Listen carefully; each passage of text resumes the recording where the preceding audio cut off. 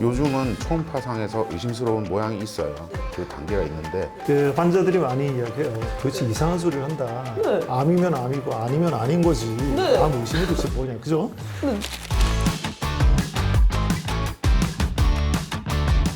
저 카테고리화 시킨 거는 전 세계적으로 우리 임상 의사들과 병리 의사들 간의 소통 방식이 통일이 된 겁니다. 네. 이렇게 진단을 내리면 요 정도 확률이 있으면 좋겠다 이런 건데요. 암 의심이란 카테고리는 뽑았더니 암세포처럼 생긴 게 나왔는데 숫자가 너무 작아요. 그렇거나 조금 모양이 좀 이상하다. 그래서 암의 가능성이 높으나 저렇게 보인다라고 하는 게 암 의심의 카테고리고요. 원래 저 카테고리에는 위험도는 저 따지면 한 70% 정도 돼야 되는데 실제로 우리나라에서는 병리 의사들도 자기 방어적으로 좀 읽습니다. 그래서 한 85% 정도 돼요. 근데 이제 저런 판독을 보면 우리 임상 의사들은 이제 그 판독지를 쭉 자세하게 보게 되는데 보통은 암 의심이라는 진단을 내릴 때는 구구절절히 말이 많아요. 뭐 이게 어쩌고 저기 어쩌고 이렇게 쭉 한참 써놓고 맨 끝에 이러이러한 이유로 암 의심이라고 진단한다 라고 하는 게 원칙적으로 그래요. 근데 어떤 사람들은 아무 말도 없어요. 바로 진단에 암 의심 딱 이러면 우리가 어떻게 해석할까요? 암이다? 그렇죠. 그 병리의사가 암이라고 생각해 놓고 한 발 뺐구나 이 정도로 생각해요. 우리 심지어는 암의 특징적인 모습을 다 써놨어요. 써놓고 끝에 가서 암 의심.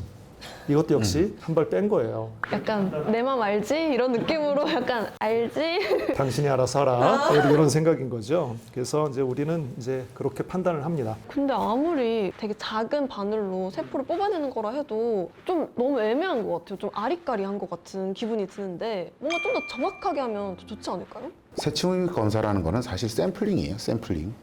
전체를 뽑질 못하기 때문에 우리가 국회의원이나 이런 출구 조사를 하잖아요. 그런 식의 샘플링이라고 보시면 돼요.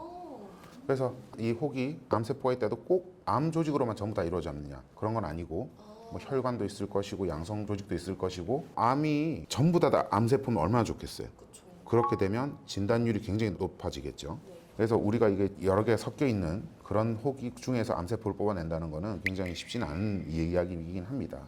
추가하자면 그 덩어리 전체가 암이 아니니까 우리가 초음파를 볼 때는 이 덩어리를 보는 거지 네. 그 안에 있는 세포를 볼 수는 없으니까요. 그렇죠. 딱 찔렀을 때 우연히 거기에 암세포가 있어서 쫙 뽑혀 나오면 정확하게 진단되죠. 근데 엄한 데 찔린 경우도 있겠죠. 그래서 아까 장원 선생님이 설명할 때 여러 군데 찌르는 게 더 진단율이 높습니다 라고 하는 게 그런 이유거든요. 그럼 그렇게 말씀을 하시면 이제 암 조직이 있지만 보따리가 다 암이 아니니까 혹시 모르고 다른 데를 찔렸는데 사실 암일 수도 있잖아요. 그렇죠. 그러니까 암이 아니라고 나왔을 때도 저희가 좀 조심을 해야 되지 않을까요? 맞습니다. 사실은 암이 분명하게 아니라고 나온 경우에 뭐 안심해도 되는 경우도 있지만 의사가 생각에는 모양이 조금 이상한데 이러면 저는 다시 6개월 뒤에 다시 초음파를 보자 그래요.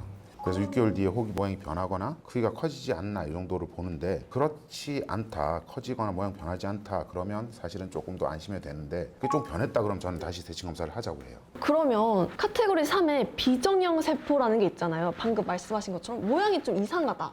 이런 느낌에서 붙여진 이름 같은데 솔직히 저것도 되게 애매하게 느껴지거든요. 비정형 세포. 이게 사실은 세포 모양이 정상이 아니라는 소리예요. 근데 그렇게 환자한테 설명을 하면 환자들은 무슨 말인지 못 알아듣겠죠. 네. 네, 그래서 저는 그렇게 설명을 합니다. 암인지 아닌지 구분이 안 된다는 뜻입니다라고. 어... 그래서 사실 비정형 세포가 나오면 굉장히 애매하고 환자도 애매하지만 의사들도 애매해요. 근데 비정형 세포가 나오면 저는 꼭 한번 3개월 뒤에 세층 검사 한번 더 해보자고 해요. 그래서 비정형 세포가 처음 한 번 나왔을 때는 암의 가능성을 10% 정도로 봐야 돼요.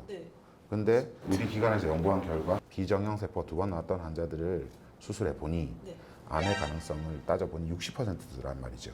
그래서 사실 2번 이상 비정형 세포가 나오면 저는 수술을 권하는 편입니다. 근데 이게 정말 판단하는 게 너무 어려운 것 같아요. 이름들도 사실 듣자마자 엥? 이게 뭐지?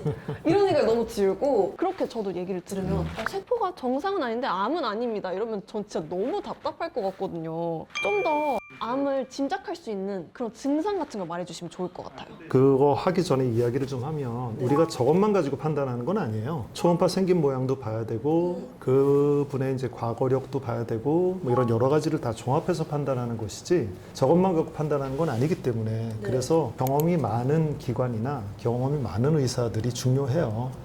그래서 이제 암을 짐작할 만한 증상 같은 거를 이제 있느냐 이렇게 했는데 애석하기도 그런 게 없어요.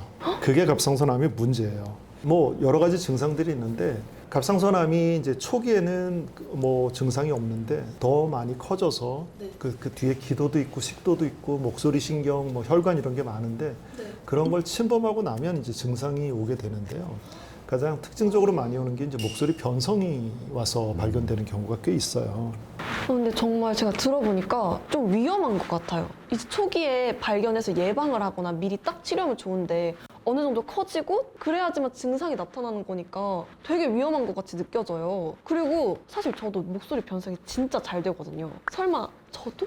그 갑상선암 때문에 이제 변성이 오면 낭낭한 목소리가 안 나와요. 굉장히 허스키하게 굵게나 쉰 목소리가 납니다. 목소리를 많이 써서 피곤하고 잠기는 목소리가 아니에요. 그냥 아예 허스키하게 그렇게 바뀌어요. 그게, 아예 다른? 다른 목소리가 나오죠.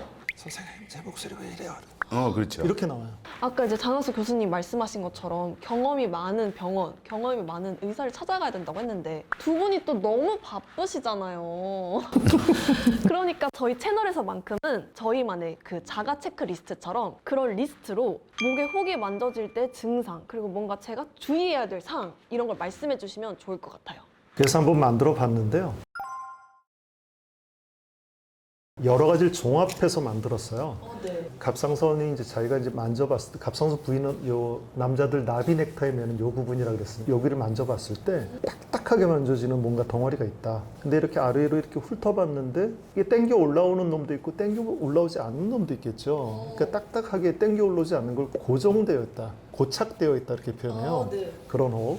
그리고 갑자기 빨리 자라는 호흡. 그리고 아까 이야기한 대로 목소리 변성이 왔을 때 그리고 더 심해지면 기도를 침범하면 숨쉬기 힘든 증상이 나타날 거고 그리고 식도를 침범하면 삼키기 힘든 증상이 나타날 거예요. 그리고 이제 이 갑상선암은 주변에 임파선으로 많이 전이가 일어나기 때문에 혹이 여기 있는데 이쪽 목으로 임파선들이 막 부어서 만져진다. 이러면 상당히 위험한 것들이니까 요건 우리 채널에서 한번 셀프 체크리스트로 한번 제시하고 싶습니다. 근데 제가 이렇게 딱 읽어봤을 때 아까 말씀하신 것처럼 딱딱하게 만져지는 혹, 뭐 고착되는 거, 목소리 변성 이런 건 알겠는데 갑자기 빨리 자라는 혹 이거는 얼마나 빨리 자라야 이제 갑자기 빨리 자란다고 할 수 있는 건가요? 이거 아주 예리한 질문인데요. 룰 오브 세븐이라 그래서 혹이 자라는 속도를 보는 겁니다. 이게 7일 이내에 확 자라면 그거는 염증일 가능성이 높아요. 7년 넘게 천천히 자라면 이거는 양성 혹일 가능성이 높습니다. 걱정할 필요 없는? 그렇죠. 네. 근데 7개월 이내에 갑자기 혹이 자꾸 자라거나 이럴 경우에는 암일 가능성이 좀 높다고 생각을 해야 되겠죠. 이게 빠른 성장을 보인다는 것 자체는 결코 좋은 소견은 아닙니다. 그래서 지금 종합하자면 뭐 7이라고 표현했지만 한 일주일 내에 뭐가 확 커진다. 그거보다 수개월에 걸쳐서 그렇죠. 자라는 게 멈추지 않고 자라고 있다. 이건 뭔가 이상한 거라 생각하는 게 좋겠다는 거죠. 이 자각 체크리스트에서 몇 개가 동그라미 표시가 되면 병원으로 가는 게 좋을까요? 이거는 암을 의심하는 증상입니다. 이거는 한 개라도 있으면 꼭 병원을 가보시는 게 좋아요. 굉장히 다른 얘기네요. 하나라도 동그라미가 되면 바로 이제 병원에 가야 되는 거잖아요. 그전에는 우리가 11개 중에 5개 정도면 하라고 했죠. 근데 이거는 암을 의심하는 증상이기 때문에 굉장히 이거는 스트릭트하게 생각해야 되고 위험하게 생각을 해야 되는 거죠. 조심해야 되는 거죠. 네, 나비님들 잘 아셨죠? 이 중에 단 한 가지라도 있으면 병원으로 빨리 내원을 하시길 바랍니다.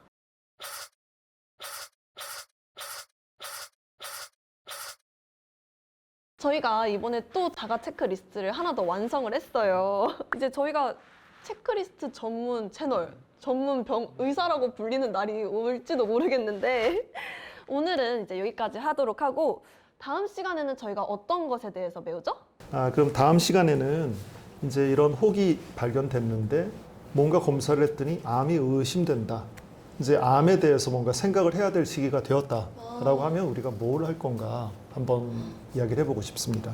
다음 시간에는 저희가 암이 의심된다면 어떻게 해야 될지 그 내용을 다뤄보도록 하겠습니다.